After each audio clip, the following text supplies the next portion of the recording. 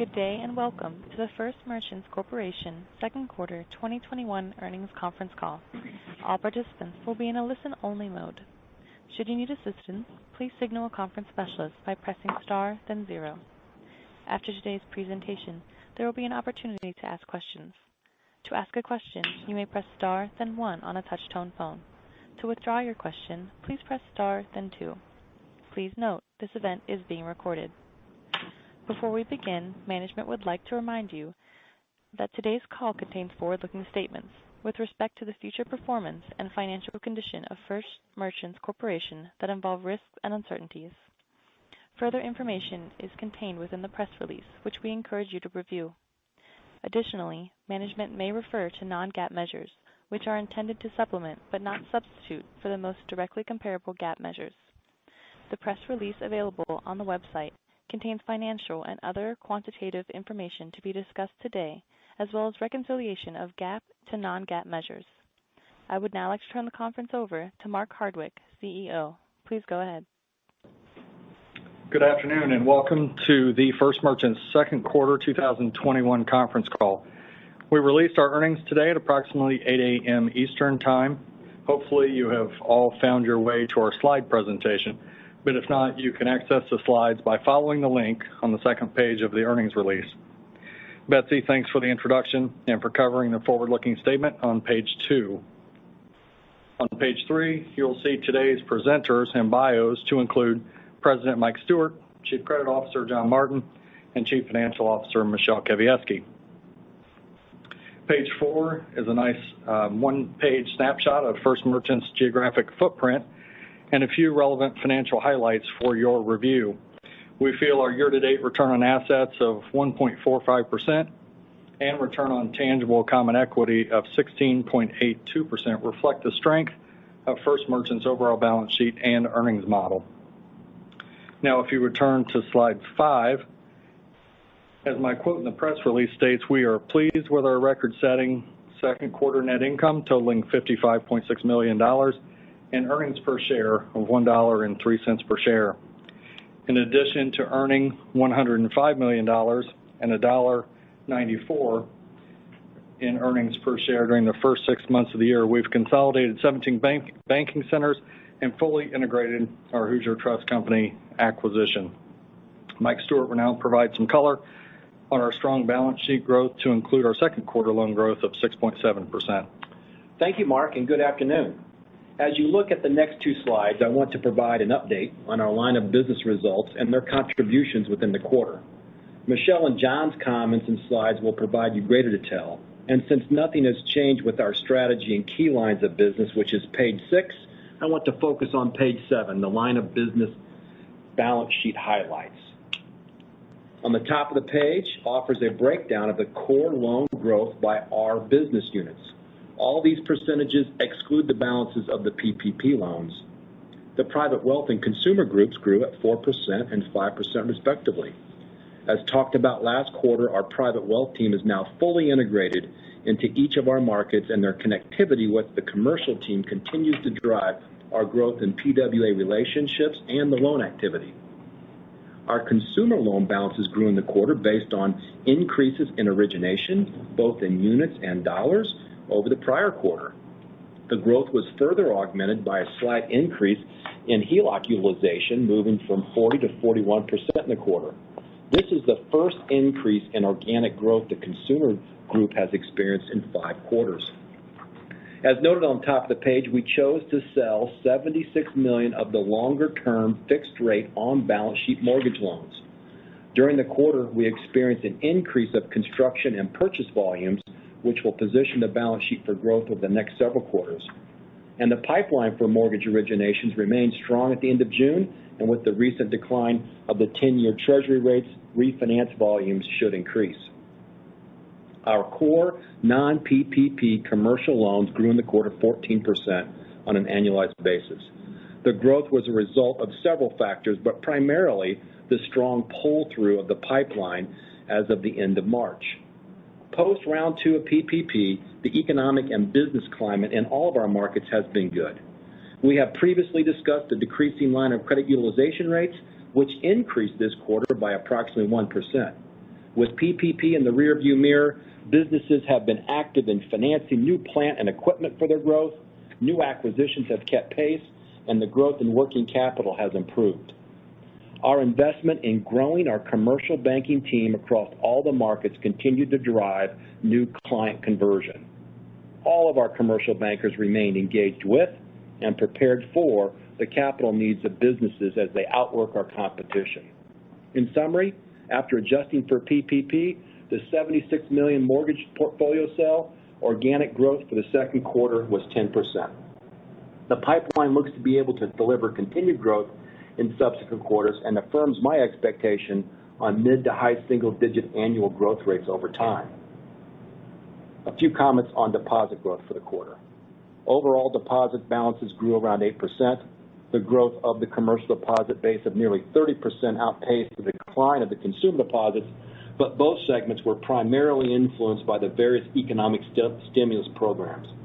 Consumers were net users of prior quarter's economic impact payments, and municipalities and other public institutions like universities were net recipients of stimulus dollars throughout the quarter. As Michelle will highlight next, our deposit costs continued to decline again in the quarter, being nearly equally shared between the consumer and commercial business units. The map you see on page 7 represents the demographics of a growing economic environment, the heart of the Midwest, that drives our growth and a stable source of talent to lead our business efforts across all lines of businesses. Over the past quarter, I've continued to visit these markets and have witnessed the reemergence and acceleration of business activities by both our bankers and our communities, and I believe this business climate remains good. I will now turn the call over to Michelle, who will provide the complete review of the quarterly results and operating metrics before John shares the soundness of our portfolio. Thanks, Mike. My comments will begin on slide 8. We had meaningful balance sheet growth during the quarter, which you can see on lines 1 through 4, as total assets increased $294 million, or 8%. The deposit growth of $252 million, coupled with PPP loan forgiveness, created liquidity of over $600 million, of which $219 million was used to fund loan growth, and the remaining liquidity was invested in the bond portfolio. We are pleased to report net income on line 17 increased $6 million, or 12% over first quarter, which is a 49% increase when annualized, leading us to earnings per share of $1.03 shown on line 22. This result led to an outstanding efficiency ratio for the quarter of 48.91%. On line 23, you will see that tangible book value per share increased by $1.17 from first quarter due primarily to the exceptional core earnings contribution this quarter and also an increase in unrealized gains in the investment portfolio. Moving up to line 19, return on average equity increased 1.29% to 12.04%. Pre-tax, pre-provision return on average equity was a strong 14.27%, reflecting pre-tax, pre-provision earnings of $65.9 million, an increase of $7.4 million over prior quarter. Slide 9 shows our year-to-date results. Line 22 shows year-to-date earnings per share of $1.94, a 70-cent increase over the same period in the prior year. The efficiency ratio for the first half of 2021 is an outstanding 49.54%. Slide 10 shows the highlights of our investment portfolio. The top right graph shows the trend in the portfolio yield. The yield on the portfolio declined 11 basis points during the quarter due to the rate environment.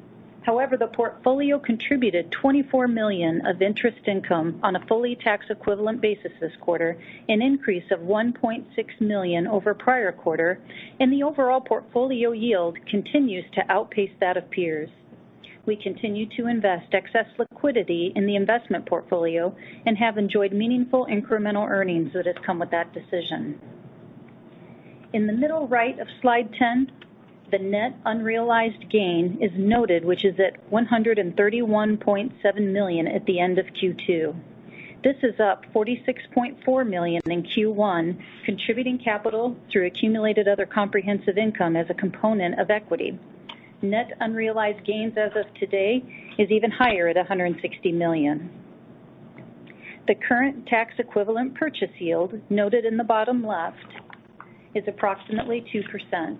We've been able to maintain excellent credit quality of the portfolio with AA-rated securities and have not extended the duration of the portfolio this quarter, even though we had significant growth. On slide 11, in the bottom left corner, you will see the second quarter loan yield was a strong 4.05%. Excluding the impact of PPP loans, loan yield was 3.78%.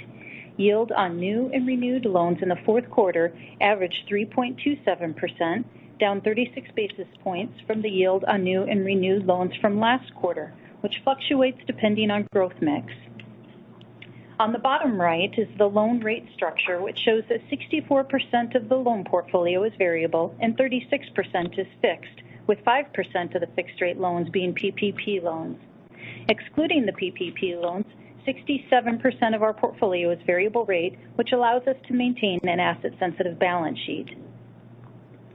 Slide 12 shows the details related to our allowance for credit losses on loans. On the bottom left of the slide is a roll forward of our allowance balance. During the quarter, we had $1.7 million in charge-offs and recoveries of $400,000.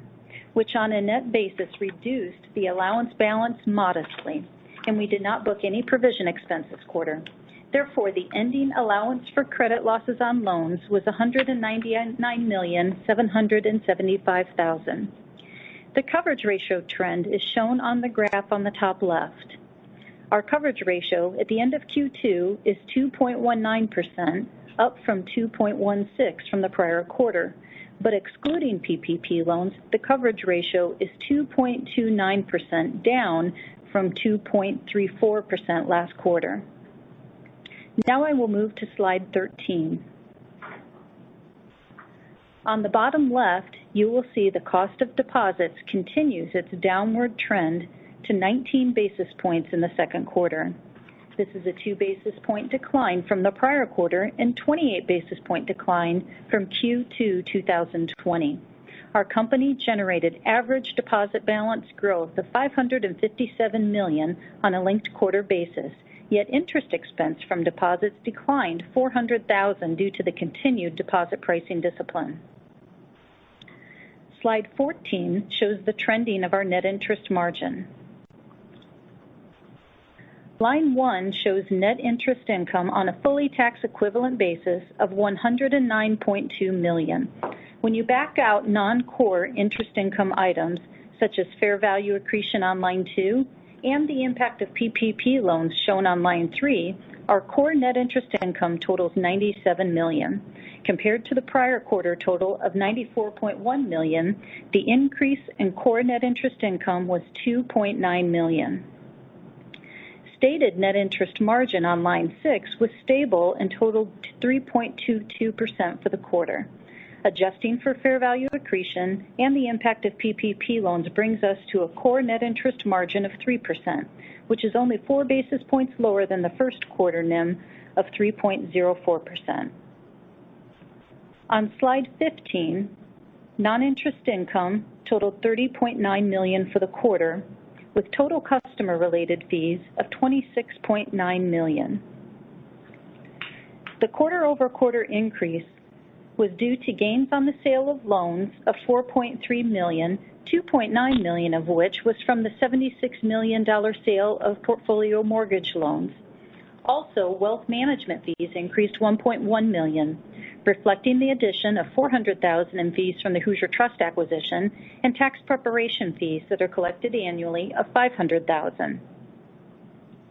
Moving to slide 16. Total expenses for the quarter totaled $69.3 million, which was $3.2 million more than the Q1 expenses of $66.1 million.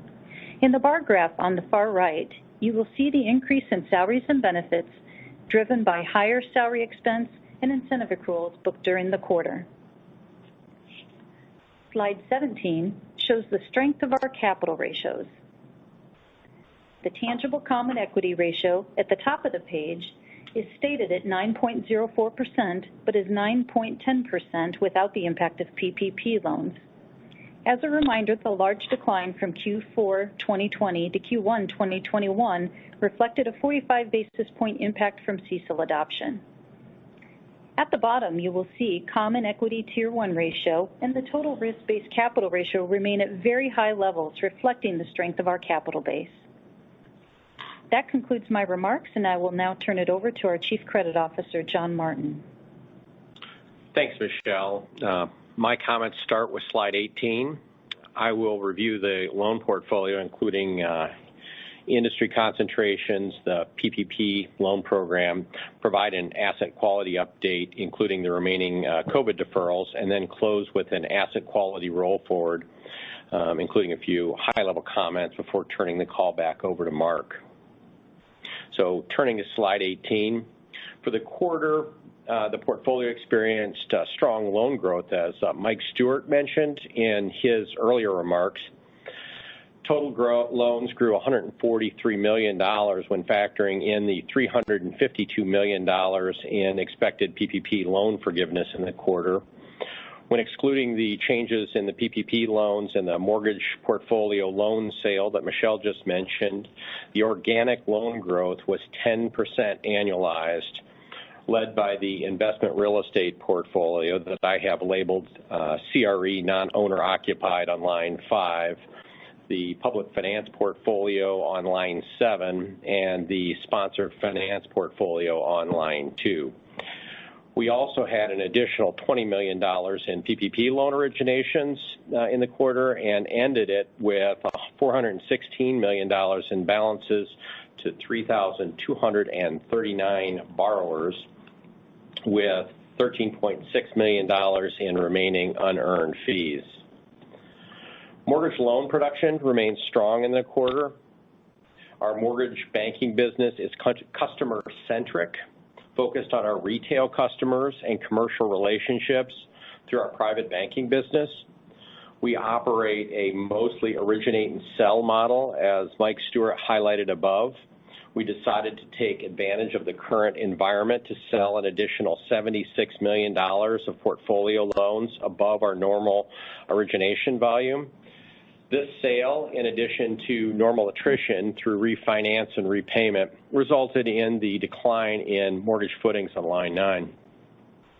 We continue to evaluate such opportunities as we continue through the year. The core commercial portfolio remains diversified and balanced with a skew towards manufacturing centered in our geographies with core scalable business lines leading our growth.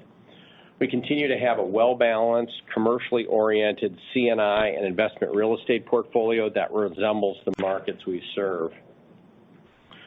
Slide 19 highlights our asset quality.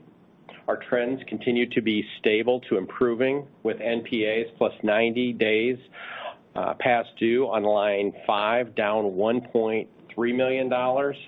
This left NPAs plus 90 days past due loans, 2 loans plus ORE unchanged at 65 basis points. Classified loans on line 7, defined as those with a well-defined weakness, continue to decline this quarter, down $64 million or 25.8%. This change in classified loans primarily resulted from several larger names being either upgraded or exited from the portfolio. Net charge-offs on line 9 were down for the quarter $1.3 million, 6 basis points of average annualized loans. Finally, at the bottom of the slide, I highlight the remaining COVID deferrals. These continue to decline as the borrowers' deferment periods end, and it's expected that most all of these remaining deferrals will end in the third and fourth quarter.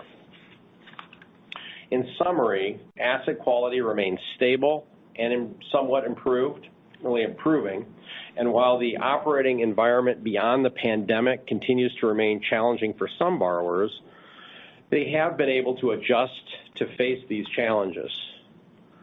The portfolio continues to trend in the right direction with the help of the PPP program and an improved economic environment.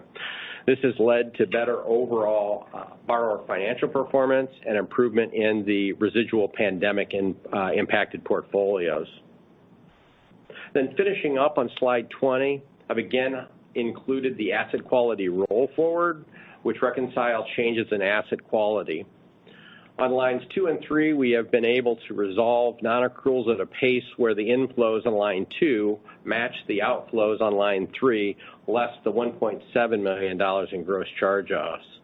Dropping down to line 11, we saw declines in the 90 days past due loans and renegotiated loans on line 12, resulting in NPAs plus 90 days past due, down $1.3 million for the quarter. Thank you for your attention, and I'll turn the call back over to our CEO, Mark Hardwick. Mark? Thank you, John. Slides 21 and 22 highlight our track record of performance, and slide 23 is a document that highlights our priorities for the next several years of our journey. We are making strides across these goals, and I will formally share more detailed progress at year end. But I couldn't be more pleased with our energy level around making First Merchants the bank of choice throughout our markets. We chose a balanced approach to meeting the needs of our customers while protecting the health of our teammates over the last 15 months. And just as a reminder, we were in the office in the first quarter of 2020. We were working remotely, at drive-through only or by appointment in the second quarter of last year, but then back in the office in the third quarter, all the way until the Thanksgiving break, where we had to go back to a remote environment, drive-through only or appointment. And then we were back in the office again fairly early in February. And so I only bring that up to say I feel like we really have momentum, and we feel like we've delivered a really strong quarter, and we're excited for what's next, and we're having fun. So I guess with that, Betsy, I'd love to open it up for questions at this time. We will now begin the question and answer session. To ask a question, you may press star, then 1 on your touch-tone phone. If you are using a speakerphone, please pick up your handset before pressing the keys. If at any time your question has been addressed and you would like to withdraw your question, please press star, then 2. At this time, we will pause momentarily to assemble our roster. First question comes from Scott Siefers with Piper Sandler. Please go ahead. Afternoon, guys. Thanks for taking the question. Let's see. I think you had talked about utilization being up about a percentage point sequentially. Where is that number now, and what do you guys consider a typical utilization rate? Hang on here, Scott. I think John and I are triangulating that. Yeah. So, hey, Scott, it's John. It's all right. So we've got it kind of hit, call it a 37, 38% at its low. It's been bobbing around 38, 39% with last quarter it ended like 37. It's at like 38 now. It got to a high pre-pandemic of like 47 and a half. And the pandemic really led to significant declines from peak to trough. We've added through that same time period commitments from, call it, $2.4 billion up another $300-400 million. So we've got two things happening there. Utilization rates fell, but it's also as a result of just increased lines. But this quarter we added an additional, call it, it looks like about $100 million of availability, and yet we still got an extra 1% of outstanding utilization out of it. So good movement in the lines, C&I lines. Okay, perfect. Thank you. And then you mentioned in your remarks that a lot of the loan growth you're seeing is coming from commercial real estate. Now, are these projects that were delayed during the pandemic, or is this new growth? Just trying to get a feel for sort of the underlying trends there. Well, a couple things. It's Mike Stewart here. As on page 7, I would attribute a lot of the commercial growth and outstandings coming from the C&I portfolio and some of the public finance that we're doing. The real estate also grew as well, but the biggest growth came from those two. The construction portfolio is seasonal, so we've been active in the commercial real estate segment, predominantly multifamily. Think about student housing still been active along with industrial warehouse. So you're in the second quarter, construction weather looks good, so it starts to fund those up. Perfect. Okay, thank you. Then final one, maybe just sort of a ticky-tack question. I think you guys said about $13.6 million in number correctly? That's correct. Okay, perfect. All right, that's it for me. Thank you guys very much. Thank you, Scott. The next question comes from Daniel Tamayo with Raymond James. Please go ahead. Good afternoon, everyone. Just wanted to see if I could get your updated expectations for where that core NIM that sits right at 3% now would move going forward. Hi, Daniel. We do expect core NIM to be under some modest pressure due to excess liquidity and the growth we've had in our securities portfolio, but we feel good about our loan and deposit pricing, and we also expect net interest income to continue to grow next quarter.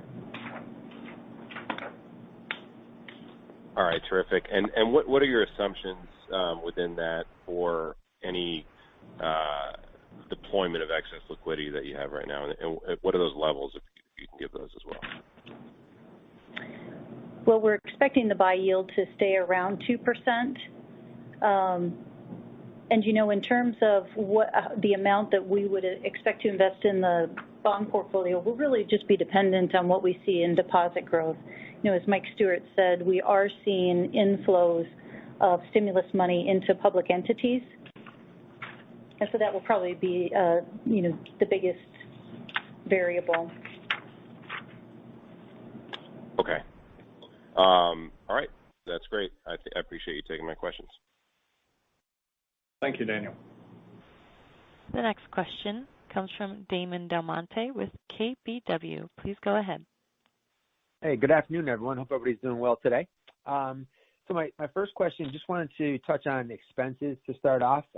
Michelle, I was hoping you could give a little color on your outlook. And noticed that, you know, salaries and employee benefits were up this quarter. Is that a reasonable level to continue at, or are there maybe some one-time items this quarter? I do think that's a reasonable level. So we're sticking with the expense guidance of $68 to $70 million each quarter. Okay.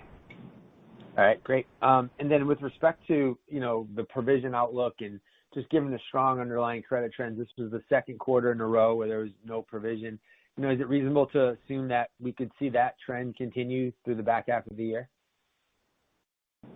You know, we have a bias not to take negative provision. We'd prefer to allow our coverage ratio to come down with our normal levels of loan growth and normal levels of charge-offs. You know, that being said, we'll have to keep an eye on the unemployment rate and see where our forecast comes out, but that does kind of give you our bias. Okay. Fair enough. That's all that I had. Thank you very much. Thank you, Damon. The next question comes from Terry McEvoy with Stephens. Please go ahead. Hi, good afternoon, everyone. Hi, Terry. Hey, Terry. So the new loan yields coming down in the quarter definitely caught my eye, and I think I forget who mentioned that it was kind of a reflection of a mix shift. As I look at maybe the top of page 18 where loans were growing, I hope you could just maybe expand on how the mix shift impacted the new loan yields last quarter. Let me get there. Yeah, it's a mix. So when you think about the sponsor, that's a traditionally a wider spread book of business. The public finance is not a wide spread, so that's a lower spread business. When you think about the investment in people I've been talking about across our markets, that's been inside what I would characterize for us as upper middle market. And when you compete in that space, it's a little bit of a thinner spread when we're getting into leveraging our recently deployed debt capital markets capabilities and syndication. So that's how I think how that mix plays out in yield. Thanks. And then as a follow-up, the strong growth in the commercial group, specifically C&I. I was wondering if does a specific industry stand out, any specific region that was behind that group? Maybe expand, if you could, on the strong C&I growth. Thank you. It's pretty balanced. I will say that the investment in those bankers that we've been talking about, continuing it across all of our markets, is paying dividends, right? So we put three new people in our greater Ohio marketplace, so we're seeing some nice growth coming out of there. And then Indianapolis in particular continues, where we've added additional 2 bankers in I keep calling our upper middle market. Michigan market, same way there, a new banker up there driving some loan growth. And then our specialty business lines, we've added 2 asset-based lenders and another sponsor banker, so it's coming in that segment as well. Great, I appreciate that. Thank you. Thank you, Terry. As a reminder, if you have a question, please press star, then 1 to be joined into the queue. The next question comes from Brian Martin with Janney Montgomery. Please go ahead. Hey guys, thanks for taking the question. Just 1 or 2 for me. Just back to the utilization rates for just a minute. I guess heard some of your competitors or just other banks that maybe that's not picking up as much as maybe you guys are seeing a little bit of a pickup here. I guess, do you expect that to continue to trend up, or does it kind of feel like it's going to be a slow grind up? Just your thoughts on utilization. Yeah, Brian, this is John. I would say that it's probably going to be a slow grind up. They've got to burn through the liquidity that they have on their balance sheet in order to, begin to fully utilize the lines. But, the requests for line availability, even through the pandemic, continue its trend upwards, which would speak to an expectation that they're going to use the lines ultimately. That's kind of how we think about it. So I would say, as economic activity, their economic activity continues to pick up, I would fully expect to see that, trend upward. And when we don't get into the monthly results, they were up in the interim and we're down a little bit at the end. So, it's bouncing around month to month and, from point to point, March to June, you see that 1% improvement. So, it's hard to say, but I would expect a grind upwards. Yeah. Okay. No, I appreciate it, John. And then just the last 2 was just on the forgiveness, your thoughts on the trend there. I guess, do you expect most of that forgiveness to occur? I don't know if you saw forgiveness of round 2 this quarter, but just will most of that occur by the end of the year? Is that kind of your thinking today based on the trends?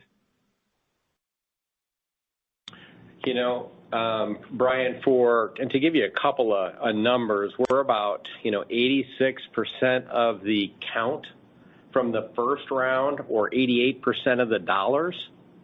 You think about that, and then you think about round 2, we've got, 13% of the count and 5% of the dollars.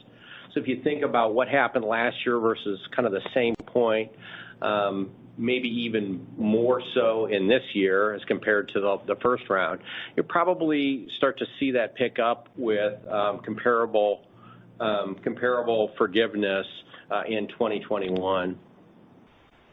Gotcha. Okay. No, that's helpful with the numbers. And then maybe just, I don't know, 1 for whomever, just on kind of the outlook of capital deployment today. I mean, given the strong earnings this quarter and just kind of the outlook being positive, just kind of wondering how you're thinking about the deployment outside of kind of the organic growth. I mean, maybe just from an M&A perspective, I know it's something you guys have talked about or part of your core strategy, but if you talk about that, that'd be great. Thank you.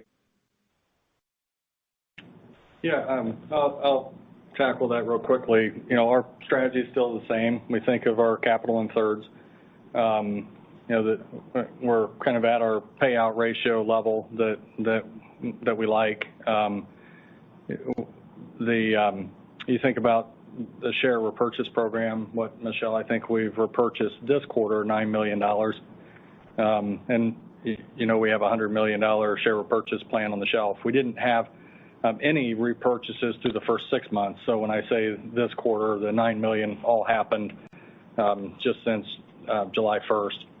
And so we've had some success taking advantage of lower prices. And then the cash and acquisitions is something that we're always interested in. And as we continue to look at our opportunities, we're making sure that cash is a significant part of that transaction. And Mike Stewart's done a very nice job of utilizing capital as we grow organically. So, I'm not sure anything has really changed, and we do have a goal of keeping our TCE at 9, which we're doing a nice job of, and it produces returns on tangible, that are, 16% or so. And we think that's a strong number that should get the attention of investors. Perfect. Okay. Thank you for taking the questions. Thank you, Brian. This concludes our question and answer session. I would like to turn the conference back over to Mark Hardwick for any closing remarks.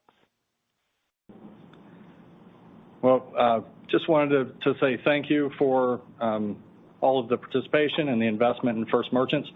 And like I said, we feel like we delivered a strong quarter, and it's a great reflection of the momentum that we have. So we're appreciative and excited about the year to come. Thank you. The conference has now concluded. Thank you for attending today's presentation. You may now disconnect.